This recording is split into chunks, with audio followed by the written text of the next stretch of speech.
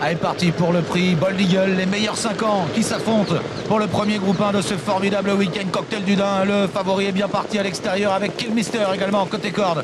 Kazakh Rouge qui a pris l'un des meilleurs départs, le 3 Cocotte est dans le groupe de tête avec Immortal Doc, Xar qui est bien parti. Puis le long de la corde, le numéro 13 Nineta Boko.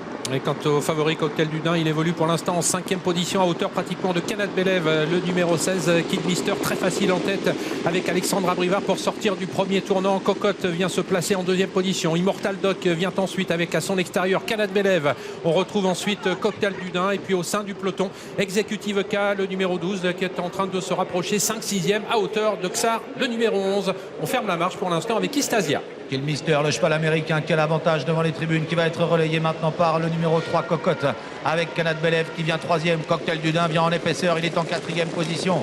Il est suivi notamment par Executive K.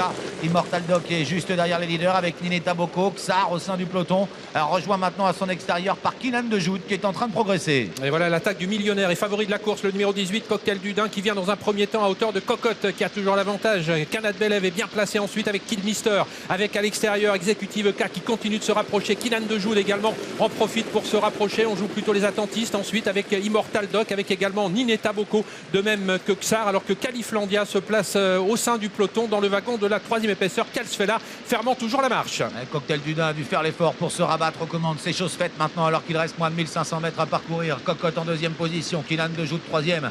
Killmister vient 4e à la corde devant Executive K. Kanat Belev ensuite avec à son intérieur Nineta Boko. Xar se retrouve un petit peu dans l'emprise du peloton derrière Immortal Doc. King Opera est également enfermé alors que Califlandia est en 3e épaisseur. Et on a vu David Thomas se retourner pour essayer de situer où étaient ses principaux adversaires. Il est en tête pour aborder la montée désormais. On est à un peu plus d'1 kilomètre de l'arrivée avec Cocktail du Dain qui est toujours suivi par Cocotte alors que Kylian de Joud se rapproche. Il vient désormais en 3e position. Killmister évolue également sur une 3e ligne côté corde alors que Kanat Belev à son tour est en train d'attaquer. Elle forme le wagon de la 3e épaisseur. Califlandia lui emboîte le pas avec Istasia. Quant à Xar, l'un des favoris de l'épreuve, il se retrouve au sein du peloton dans le wagon lui de la 2e épaisseur. Bientôt l'intersection des pistes avec les choses sérieuses qui commencent. Cocktail du Dain qui a toujours le meilleur. Sandriver vient de lui déboucher les oreilles en 2e position. Cocotte qui va librement tout près, le numéro 5 qui est là, Kylian de Joud avec à l'extérieur Kanat Belev. Executive K qui est toujours derrière les leaders. Killmister également dans le coup à la corde. Au centre, Immortal Doc est complètement bloqué, tout comme Xar qui est en léger retrait.